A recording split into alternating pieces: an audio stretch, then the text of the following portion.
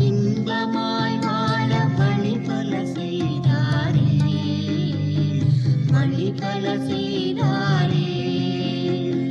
காணுங்கள் தரப்படும், தட்டுங்கள் திறக்கப்படும், தேடுங்கள் கிடைக்கும் என்றார் இயேசு. தேடுங்கள் கிடைக்கும் என்றார். கர்த்தருக்குள் அன்பானவர்களே, அனுதினமும் கிறிஸ்துவுடன் தியான வேளைக்கு உங்களை அன்புடன் அழைக்கிறோம். இன்றைய தியானத்திற்கான வேத வாசிப்பு லூக்கா 19ஆம் அதிகாரம் வசனங்கள் 1 முதல் 10 வரை. தியானத்தின் தலைப்பு, நான் சாக வேண்டும். ஆண்டவரே, நான் ஒருவனிடத்தில் எதையாகிலும் அநியாயமாய் வாங்கினதுண்டானால் நாளந்தனையாக திரும்ப செலுத்துகிறேன் என்றான். லூக்கா 19ஆம் அதிகாரம் வசனம் 8. சுயநலத்தோடு வாழ்ந்துவிட்ட ஒருவர் ஒரு நாள் பலருக்கு கடிதம் எழுதினார். வங்கி பணத்தை பிரித்து பிரித்து வைத்தார். நிலப்பத்திரங்களை எடுத்து வக்கீலை வரவழைத்து சில ஒழுங்குகளை செய்தார். இவருக்கு என்ன நடந்தது என்று எல்லோருக்கும் ஆச்சரியம். இவை நடந்து ஒரு சில நாட்களுக்குள் அவர் இறந்து விட்டார். மனுஷன் சாவதற்குத்தான் இப்படியெல்லாம் செய்திருக்கிறார் என்று மற்ற சிலர் பேசிக்கொண்டனர். ஆனால் குடும்ப வக்கீலோ அவரவருக்கு சேர வேண்டியதை கொடுத்துவிட்டு இறுதியாக ஒரு கடிதத்தையும் கொடுத்தார். நீங்கள் யாவரும் என்னை குறித்து எதுவும் பேசுவீர்கள், ஆனால் உண்மை என்னவெனில் என்னை கண்டவரை நானும் கண்டேன்.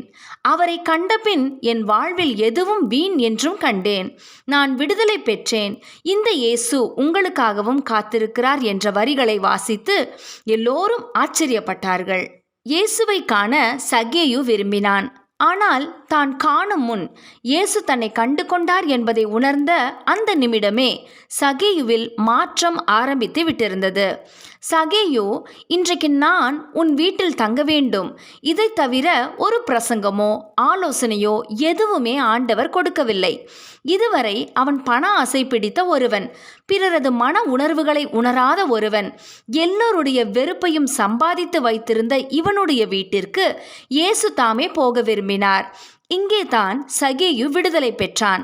மனம் மாத்திரமல்ல, தன் வாழ்வின் காரியங்களையும் மாற்றி போட உடனடியாகவே புறப்பட்டான். இது சாத்தியமான விஷயமா?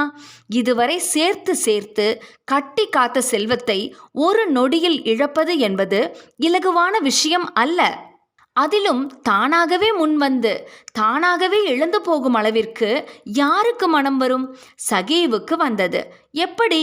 தனக்காக தம்மையே இழந்து போக வந்த இயேசுவை சகேயு உள்ளத்தில் ஏற்றுக்கொண்டான். அவர் அவன் உள்ளத்தில் வந்தார். அவன் தன் சுயத்திற்கு மரித்தான். இயேசு அவனுக்கு புது ஜீவன் கொடுத்து புது வாழ்வளித்தார். உண்மையாகவே கிறிஸ்து நமக்குள் வாழுகிறார் என்றால் நமது வாழ்விலும் இந்த மாற்றம் வர வேண்டும். அதை நாம் செயற்படுத்தும் போது நம்மையும் அறியாமலேயே ஆண்டவருடைய வழியிலே நாம் முன் செல்லுவோம். நம்மில் எத்தனை பேர் எத்தனை தீர்மானங்களை எடுத்துவிட்டு பின்னர் கைவிட்டிருக்கிறோம்? நமது சுயம் சாக வேண்டும். இயேசுவின் ஜீவன் நமக்குள் வர வேண்டும். அப்போது நமது ஓட்டத்தை யாரும் தடுத்து நிறுத்த முடியாது. ஜெபம் செய்வோமா? அன்பின் பிதாவே, சகேயுவைப் போல உண்மையான மனம் திரும்புதல், அர்ப்பணிப்பு எங்களில் காணப்பட எங்களை ஒப்புவிக்கிறோம். ஆமேன்.